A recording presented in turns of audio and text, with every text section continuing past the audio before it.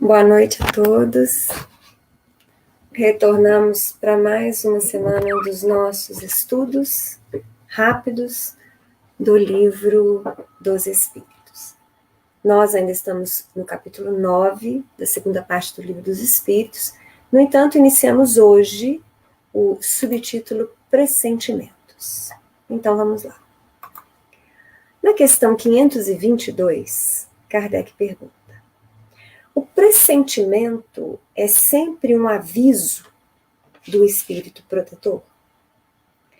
É o conselho íntimo e oculto de um espírito que vos quer bem. Também está na intuição da escolha que se haja feito. É a voz do instinto. Antes de encarnar, tem o espírito conhecimento das fases principais de sua existência, isto é, do gênero das provas a que se submete. Tendo estas caráter assinalado, ele conserva no seu foro íntimo uma espécie de impressão de tais provas. E esta impressão, que é a voz do instinto, fazendo-se ouvir quando lhe chega o momento de sofrê-las, se torna pressentimento. Então aqui vocês vejam que interessante a resposta dos espíritos à pergunta de Kardec. Se o pressentimento seria somente o aviso do espírito protetor. Então diz a espiritualidade que pode sim ser um aviso do seu espírito protetor. Mas muitas vezes digamos assim, essa voz ou essa recordação inconsciente das provas com as quais você se comprometeu ainda na programação reencarnatória. Então ficou muito claro nessa resposta, né? Nós sabemos, nós já falamos sobre isso no processo reencarnatório, que você, em geral, há uma previsão, né, uma programação das principais etapas da sua vida, as principais provas, os grandes desafios, eles estão previstos nessa programação reencarnatória. Aqueles de nós, espíritos em aprendizado, que podemos participar dessa programação, ou que dela tenhamos conhecimento, mesmo que não pudéssemos opinar, né? Mas que tomamos conhecimento dessa programação, nós guardamos essas impressões destas informações no nosso inconsciente, né? E quando vai se aproximando já na vida física o momento daquelas ocorrências principais, muitas vezes isso ressoma no período de vigília como um pressentimento. Interessantíssima essa colocação dos espíritos. Vamos lá. Na 523, Kardec pergunta: acontecendo que os pressentimentos e a voz do instinto são sempre algum tanto vagos, que devemos fazer na incerteza em que ficamos? Então Kardec diz, mas geralmente estes pressentimentos são bastante vagos, e é uma realidade. A gente não sabe muito bem o que você está sentindo, né, um receio, talvez, né, uma preocupação diferenciada, mas ela é bastante vaga. Com raras exceções, nós temos alguns flashes, inclusive de imagens, daquilo que nós vamos atravessar. Mas Kardec, então, quer saber como devemos nos portar diante dessa incerteza.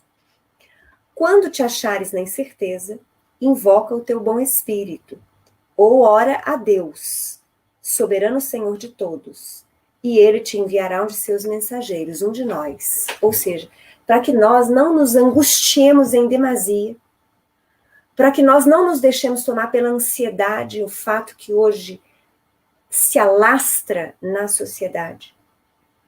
Diante destes sentimentos, que nós poderemos traduzir como pressentimentos, mas que podem não ser pressentimentos. Podem ser uma preocupação excessiva, uma angústia, uma ansiedade. Essa dica que os espíritos nos deram vale para absolutamente tudo. Então, toda vez que nós nos sentimos inseguros, oremos a Deus. Peçamos auxílio ao nosso espírito protetor. Invariavelmente seremos atendidos. Basta que busquemos esta sintonia, né? Que nós seremos auxiliados pela espiritualidade. 524. Os avisos dos espíritos protetores objetivam unicamente o nosso procedimento moral ou também o proceder que devamos adotar nos assuntos da vida particular? Dizer, será que o nosso espírito protetor ele faz uma diferenciação? Será que ele só pode nos auxiliar naqueles quesitos morais, né? Ligados ao nosso psiquismo, ao nosso emocional? Ou será que ele também pode nos prestar algum tipo de auxílio nos desafios que enfrentamos, vários, na vida física? É a pergunta de Kardec. Tudo, respondem eles. Eles se esforçam para que vivais o melhor possível, mas quase sempre tapais os ouvidos aos avisos salutares e vos tornais desgraçados por culpa vossa. Então, mais uma vez nessa resposta, apesar da dureza dela, né, eles foram bastante diretos, né, dizendo que geralmente a gente tapa os ouvidos a esses conselhos da espiritualidade fraterna. Então, eles não mediram esforços para nos colocar diante da realidade do que efetivamente acontece. É a nossa teimosia, a nossa imaturidade e imperfeição, que eles sabem existir, que nós também sabemos. Nós não podemos nos esquecer que aqui também vai mais uma lição acerca da sintonia, né? Então, nós poderemos ouvir, e aí eu coloco ouvir entre aspas, os conselhos dos nossos instrutores espirituais, do nosso espírito protetor, dos espíritos benfeitores que nos acompanham e auxiliam, quando sintonizemos com eles. Então, não basta que eu ore da boca para fora. É preciso que eu internalize isso. É preciso que eu tenha um momento de silêncio em que eu busque, com a sinceridade de todo o meu ser, de todo o meu coração, de toda a minha mente, esse auxílio, né? Não pode ser algo mecânico, não pode ser algo superficial. Porque senão eu solicito superficialmente, de boca para fora, e permaneço com meus ouvidos tampados, porque eu não estou em sintonia. A minha vibração está distante, porque nesse momento eu estou pensando só na problemática, eu estou me entregando ao desalento, ao desespero, à preocupação excessiva. Eu não estou buscando esse momento de interiorização. E quando eu falo momento, porque às vezes é momento mesmo. Eu não sei quanto a vocês, mas eu me recordo tranquilamente que nos momentos mais difíceis até aqui, os grandes desafios que a vida apresentou para mim, eu sequer tinha muitas palavras, mesmo que na mente, para orar. Eu gosto muito de orar, de conversar com Deus. Mas nos momentos de extremo sofrimento que eu já atravessei, eu não tinha palavras. Era como se o meu pensamento eu não conseguisse conciliar. É como se a minha mente estivesse travada. Mas nestes momentos eu conseguia pensar: Senhor, eu preciso de ajuda.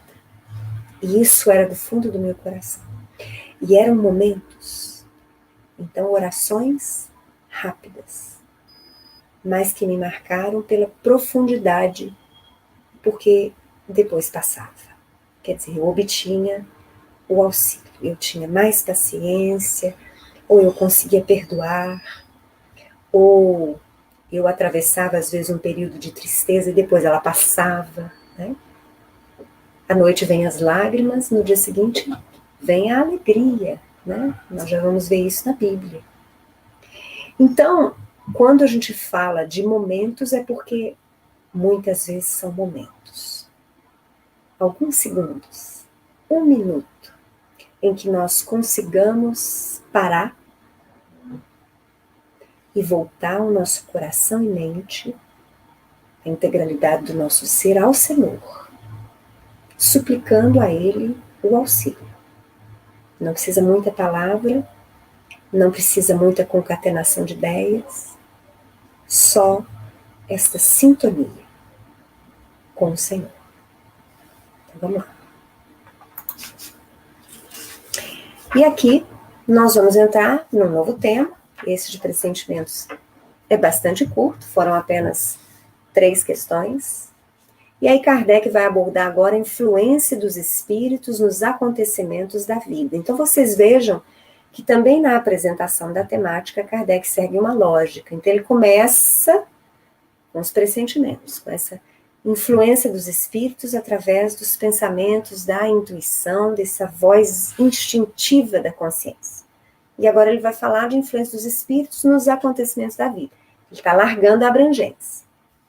Na questão 525, ele pergunta: exercem os espíritos alguma influência nos acontecimentos da vida?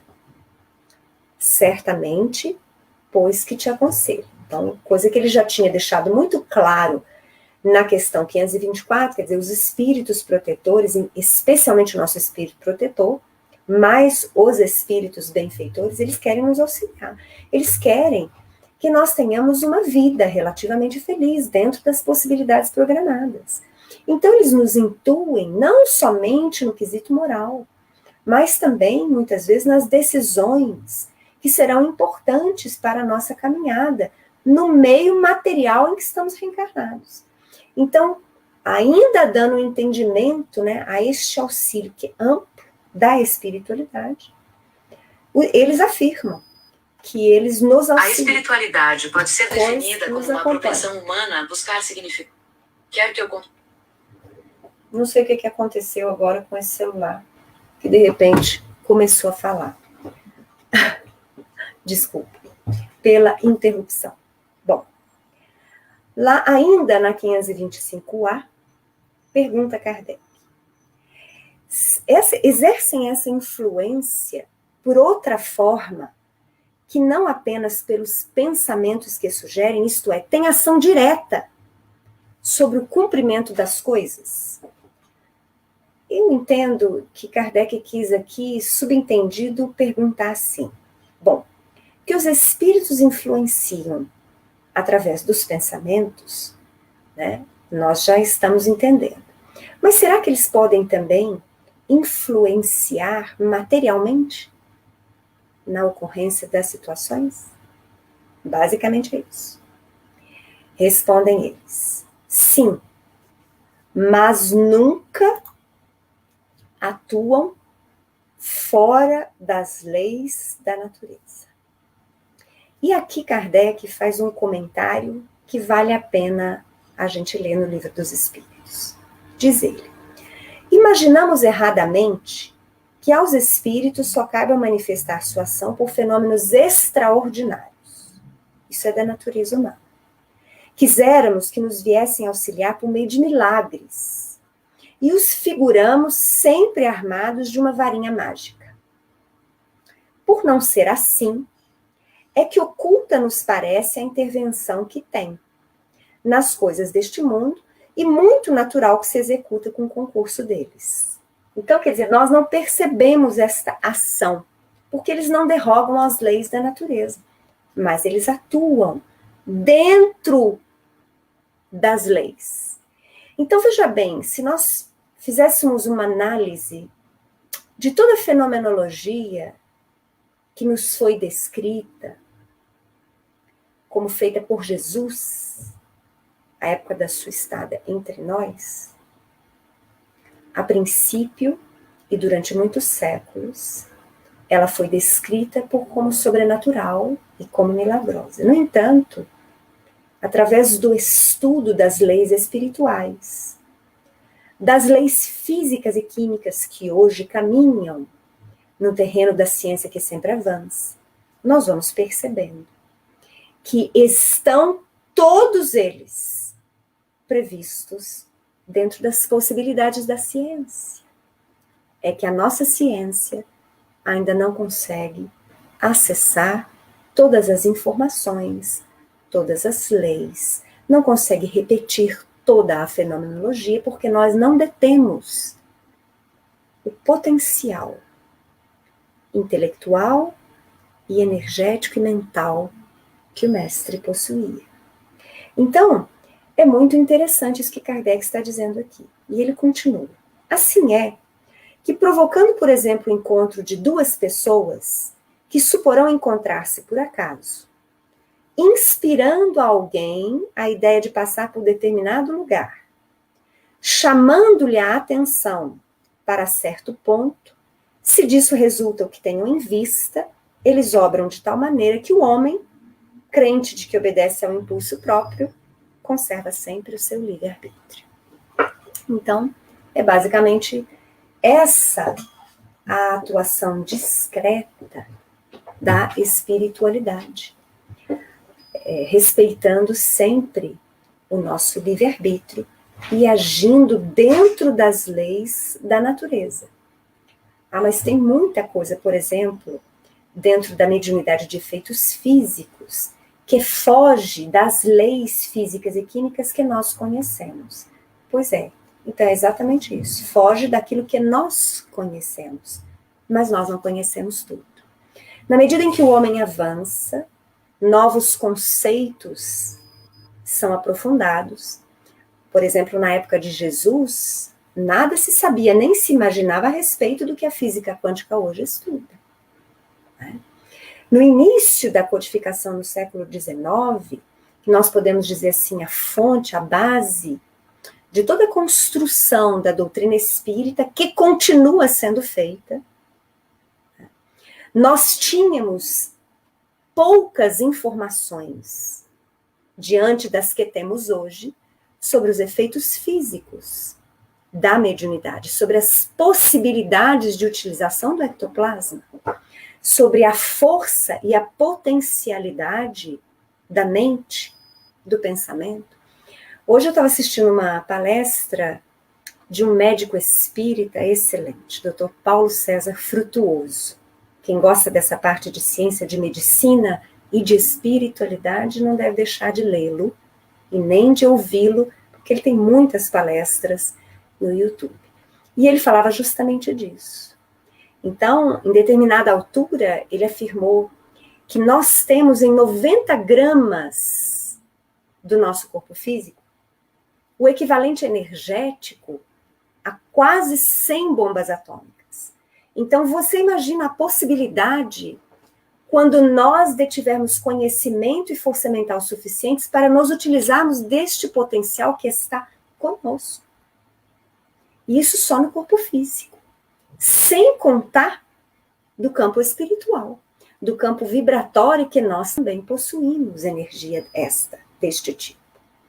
Então, muitas vezes, aquilo que nós pensamos ser sobrenatural, milagroso, é porque nós ainda não acessamos as leis que regem tais fenômenos. Mas nós, assim como a nossa ciência, chegaremos a esse conhecimento. Bom, vamos dar continuidade. Na 526, Kardec pergunta: tendo como tem ação sobre a matéria, podem os espíritos provocar certos efeitos com o objetivo de que se dê um acontecimento? Por exemplo, um homem tem que morrer, sobe uma escada, a escada se quebra e ele morre da queda. Foram os espíritos que quebraram a escada para que o destino daquele homem se cumprisse? Interessante a pergunta de Kardec. Vamos à resposta para depois a gente comentar. É exato que os espíritos têm ação sobre a matéria, mas para cumprimento das leis da natureza, não para as derrogar, fazendo que em dado momento ocorra um sucesso inesperado e em contrário àquelas leis. No exemplo que figuraste, a escada se quebrou porque se achava podre, ou por não ser bastante forte para suportar o peso de um homem. Se era destino daquele homem perecer de tal maneira, os espíritos lhe inspirariam a ideia de subir a escada em questão, que teria de quebrar-se com o seu peso, resultando-lhe daí a morte por um efeito natural, e sem que para isso fosse mister a produção de um milagre. Bom, eu confesso a vocês que parei para pensar muito nessa resposta dos espíritos. E eu tenho uma relativa dificuldade em imaginar um benfeitor espiritual agindo nestas circunstâncias dessa resposta. Eu acho que os espíritos se utilizaram de uma figura para esclarecer-nos que os espíritos não interferem nas nossas vidas derrogando leis naturais. Mas eu efetivamente mantenho a dificuldade que tenho de pensar que um benfeitor espiritual, que o espírito protetor seu, tem a incumbência mesmo de intuí-lo para que você suba numa escada, já sabendo de antemão que ela vai, por estar podre, que ela vai cair e você vai morrer. Eu não acho que o espírito protetor tenha acesso a esse tipo de informação. Não são uma nem duas informações que nós já obtemos nestes anos todos de estudo, através dos livros e das palestras, em que obtivemos informações de que não há um determinado horário, nem dia marcado para a nossa partida do mundo físico. Dentro dessa programação genérica, né, geral, reencarnatória, nós temos uma programação de quando pode dar-se o nosso desencarne. Mas isso pode ser modificado durante o decorrer da nossa vida, em consonância, inclusive, com as nossas escolhas, com aquilo que pensamos, aquilo que sentimos, aquilo que fazemos. Então, eu volto a reafirmar a vocês que penso que os espíritos usaram nessa resposta uma figura, para deixar claro para nós que eles não interferem derrogando leis. Mas eu efetivamente permaneço com a dificuldade de entender que um espírito perfeitor fosse te encaminhar para a guilhotina, por assim dizer, né? Eu acho que o espírito protetor, ele auxilia você, ele pode ter uma noção mais clara que a sua morte está se aproximando, mas eu não creio que Deus conceda-lhe essa foice de que ele tenha que promover o seu passo rumo à morte. Não sei se vocês estão entendendo o meu raciocínio.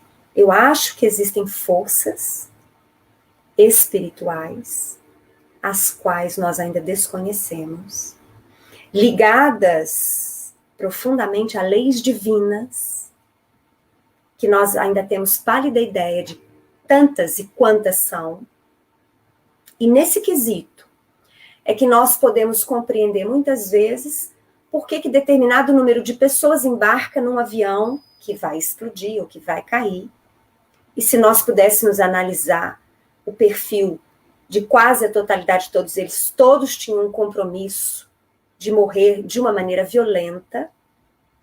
E por que um espírito que não tinha essa programação perde o voo? Mas eu não creio que são espíritos, entidades espirituais que vão encaminhando quem tem que embarcar e quem não tem. São leis. Leis de atração e de repulsão, as quais, novamente eu falo, nós temos pálida ideia ainda, dada o nosso pouco conhecimento diante da verdade absoluta, digamos assim.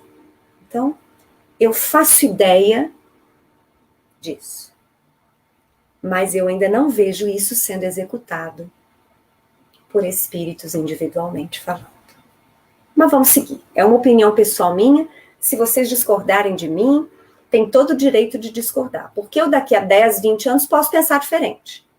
Né? Eu posso pensar assim, não, você estava enganada, Cristiane, quando você falou aquilo, né? Na aula de número 134. Não, estava errado. Agora você já entende que é dessa forma. Mas hoje eu estou expondo para vocês o meu pensamento. Vamos seguir.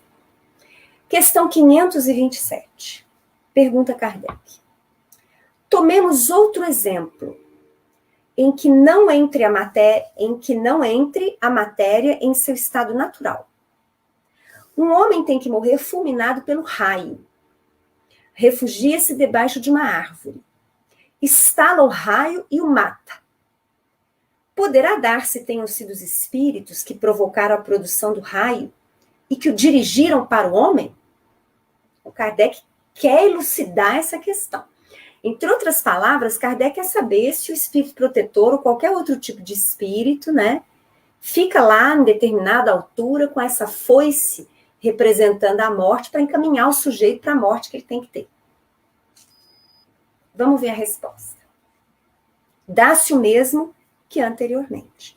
O raio caiu sobre aquela árvore em tal momento porque estava nas leis da natureza que assim acontecesse. É uma probabilidade. Nem a espiritualidade, eu penso dessa forma, sabe exatamente em qual árvore vai cair o raio. Vocês estão entendendo o que eu estou dizendo? Não foi encaminhado para a árvore por se achar debaixo dela o homem. A este, sim, foi inspirada a ideia de se abrigar debaixo de uma árvore sobre a qual cairia o raio, porquanto a árvore não deixaria de ser atingida só por não lhe estar debaixo da fronde o espírito. Também aqui, eu acho que é uma figura para elucidar que os espíritos não interferem contra as leis da natureza. Quando eu li essas duas questões, essa segunda questão, que a primeira eu já comentei, eu pensei da seguinte forma. O espírito protetor tem ideia, ele sabe, que o seu protegido vai morrer em tempo próximo. E que ele deve morrer de uma morte relativamente repentina e violenta. Eu não sei quanto a vocês, mas eu poderia considerar a morte por um raio como uma morte violenta.